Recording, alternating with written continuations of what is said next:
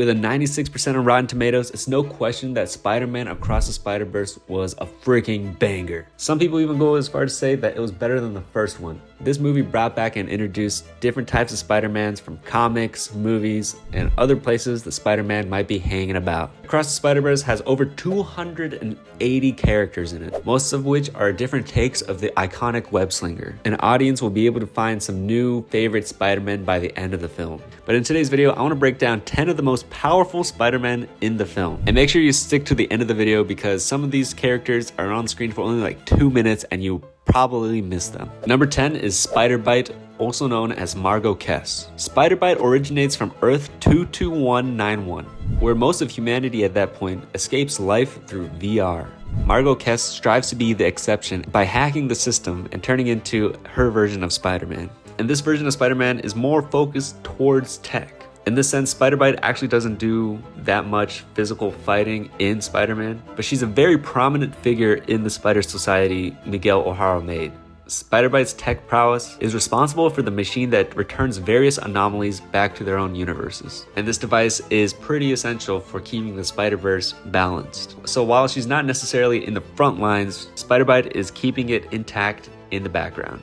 Number 9 is Scarlet Spider, also known as Ben Reilly. Many fans were really excited to see Ben Reilly's form of Spider-Man in the Spider-Verse trailer. Ben Reilly is a continuous character in the Spider-Man canon due to how he's a byproduct of the Clone Saga and is essentially a Peter Parker mutation who temporarily replaces the original Spider-Man.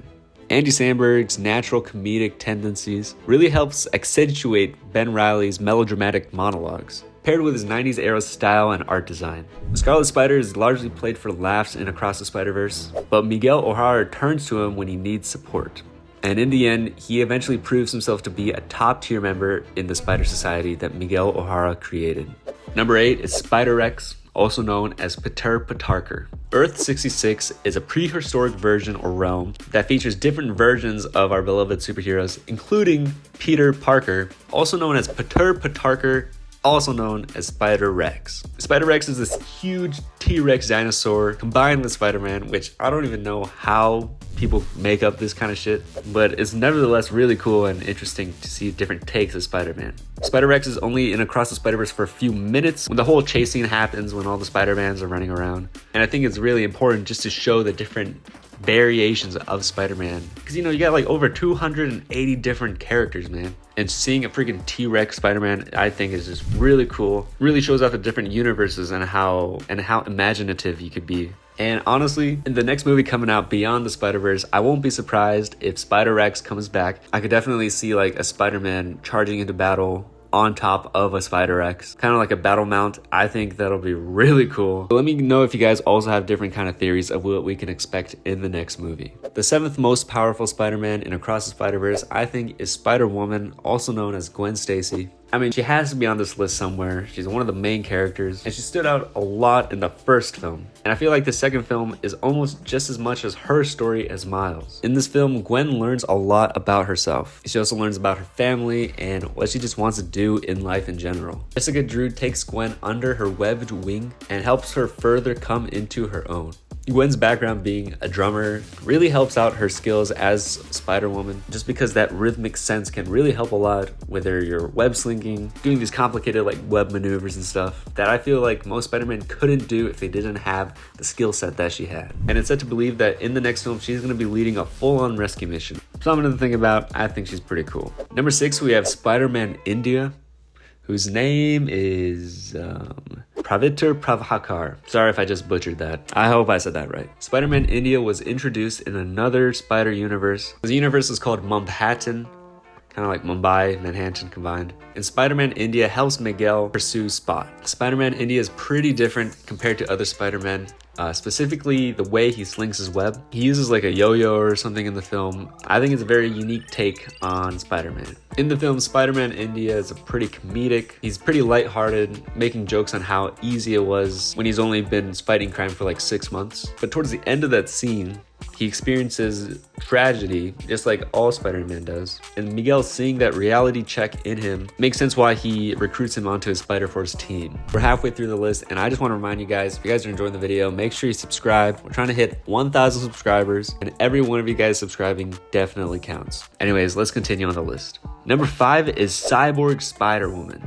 Now, forgive me, I don't know the name of the actual person, but Cyborg Spider-Woman, she appeared in that huge chase in the Spider Society. She appears when Miles almost gets crushed by her during that chase, where a mech-like Spider-Man appears to be attacking him. This is actually Cyborg Spider-Woman, which is a variation of another variation. Now, Cyborg Spider-Woman doesn't actually say anything in the film, but the film just shows off her sheer strength of power and almost killing Miles Morales. But while she only had a few minutes of screen time, she still was pretty popular, given the fact that she was turned into an action figure in a series of action figures based on Across the Spider-Verse. Having your own action figure, I feel it definitely means something. I don't know, maybe we'll see her in Beyond the Spider-Verse. But yeah, still pretty cool. And I also think that that whole chase scene in general is just such an opportunity to have all these Spider-Man cameos introduced. It's a very good way to pay respects to the artists and just kind of bring back these memories that a lot of Spider-Man fans have. Going into number 4, we're having Spider-Punk, also known as Hobart or Hobie Brown. Now, in my opinion, I think Hobie Brown definitely steals the show in Spider-Verse. The voice actor Daniel Kaluuya definitely has a fun time with this role, and it's just really cool to see and how the movie visually captures this punk style. In my opinion, I feel like it's very fun to watch. Initially in the movie, Spider-Punk is seen more as an obstacle to Miles because Miles is trying to pursue Gwen, but Hobie just kind of gets in the way of things. So bad introductions, first of all. But honestly, I feel like Hobie's laid-back attitude is pretty hard to resist. And on top of everything else, he saves our heroes from multiple different binds, and he's the only Spider-Man to use a guitar as a weapon. Like, how cool is that, man? Like, if you can beat somebody up with a guitar, I feel like you deserve a spot on this list, you know? Going into the top 3, we have Spider-Woman again,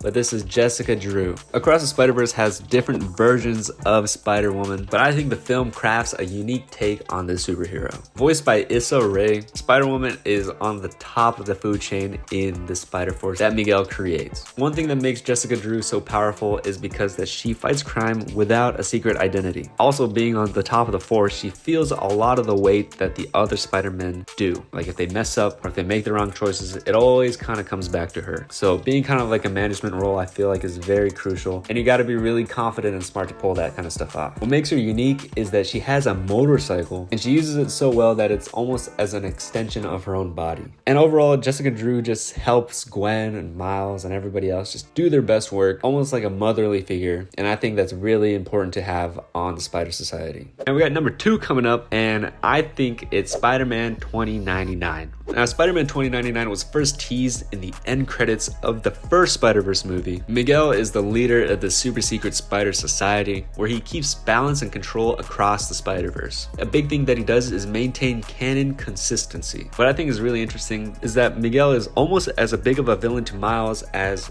the Spot is to Miles, even though they should be on the same team. Miguel's power really shows because of his technically advanced suit. He has claws, he has these ninja power looking things, he's got crazy ninja vampire skills, and it really helps him stand out as an apex Spider-Man. He definitely would have been the strongest Spider-Man on this list, if not for the very end of the film, which I'm gonna get into spoiler territory, but this evolution that the Spider-Man experiences really takes a spot of this list, and I have to give the number 1 spot to Miles Morales.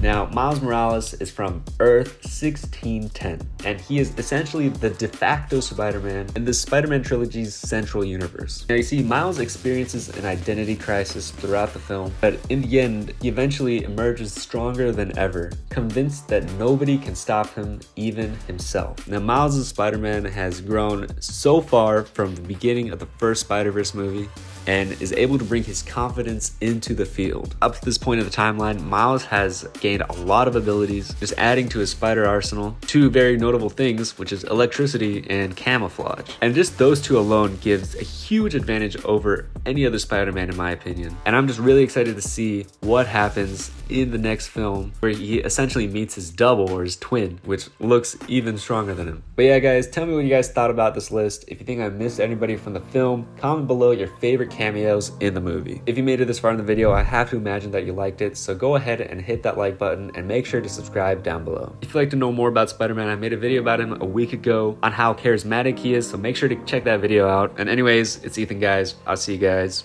in the next one. Later.